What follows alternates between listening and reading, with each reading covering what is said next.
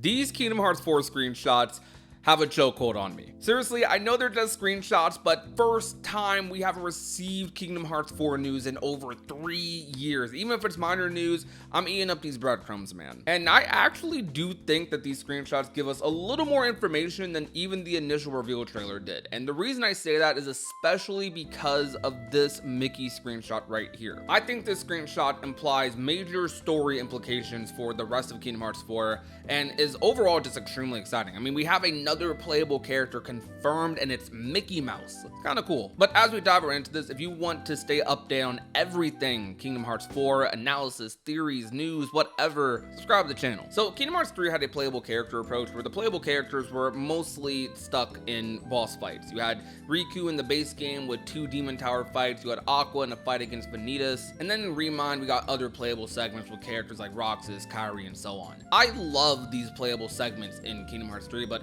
for the most part, outside of the Guardian segment and the segment with Mickey and Remind, a lot of these were basically just boss fights. Short segments, 2 to 3 minute boss fights, and then more often than not, you don't really play that character again. With this Mickey segment, we don't know if this is going to be a reoccurring thing throughout Kingdom Hearts 4's story, but I think there's a chance. A lot of people have formed the consensus that this is definitely a platformer stealth type session with Mickey where we're exploring the library of Scarlet Kylam, a direct follow-up to the cutscene at the end of Melody of Memory where Yensid would tell to Mickey that he is going to be exploring Scarlet Kylam, researching the Lost Masters, the Foretellers, and this is probably how we're going to get the Foretellers and Luxu involved into our current story. So this segment could be towards the earlier half of the game. You can see in the top and middle on the left, you see this sort of white light orb and this red circular thing around at the top. And to me, these look like sort of checkpoints, maybe items you can grab. Mickey only has one attack command, and I'm assuming he's going to be using this attack command to probably unlock different pathways and routes. I'm imagining a little stealth puzzle segment. Maybe these chandeliers fall and create platforms as he hits these objects. This seems like a very unique segment for Kingdom Hearts because the series overall has had a decent bit of platforming, but nothing major since the first release in Kingdom Hearts 1. Kingdom Hearts has so many movement options between air step, your aerial dodges, your glides. Platforming has been something that has gone down more and more throughout the series. While this is speculative talk, I think it's a really good omen for the series as a whole that they're going with segments like these in between maybe world visits and whatnot. I was pleasantly surprised that they were actually going with the route of making Mickey playable. You could say it was teased off of Melody of Memory's ending, but I didn't know if they'd actually go that route. I was considering that maybe they could just go the route of having Mickey have some cutscenes of him exploring Scarlet Kylam, then maybe getting kidnapped by the Foretellers and whatnot, and we wouldn't end up playing as him. But this actually gives me hope for even other characters like Kairi and Aqua.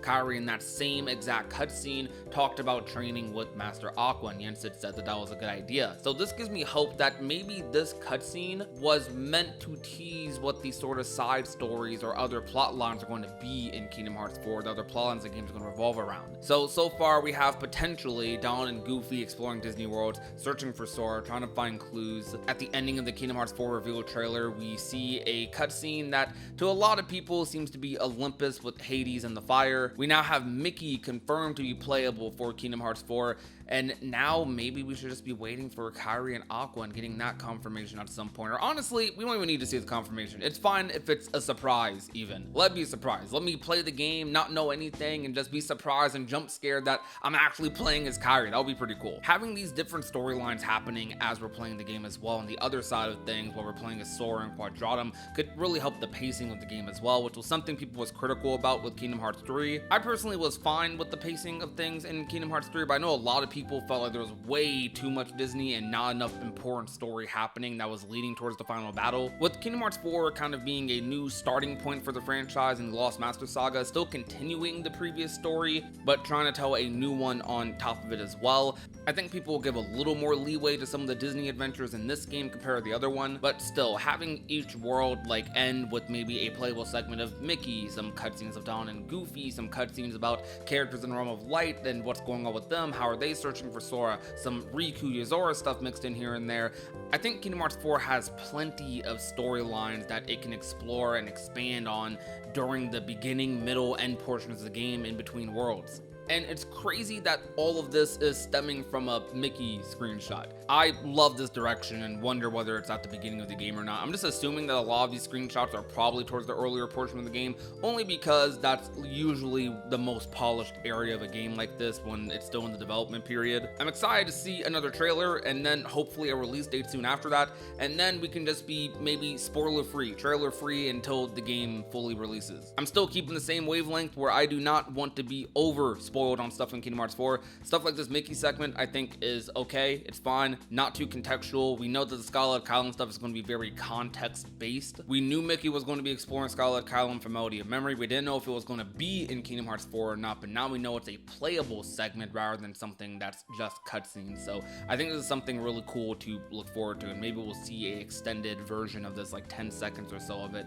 in the trailer in the future. I'm hopeful. Anyways, I wanted to keep this video short. I mean, I can only talk about one frame for however long. I'm sure I'll bring this up plenty of more times in the future, especially if we have to wait a long time for a trailer again. But I'm happy with the news that we got recently. Let me know your thoughts about this in the comment section down below. Do you think I'm a little crazy? Do you think I'm going a little too far ahead? Or do you feel like this is similar to what you were feeling? This sense of direction is kind of good for the Kingdom Hearts series going forward, having other playable characters that aren't just boss fights, but actual segments you can kind of play and feel out and be more memorable. Anyways, once again, thank you guys so very much for watching. My name is Prodigy, and remember to be nice, be safe, and take care, everyone.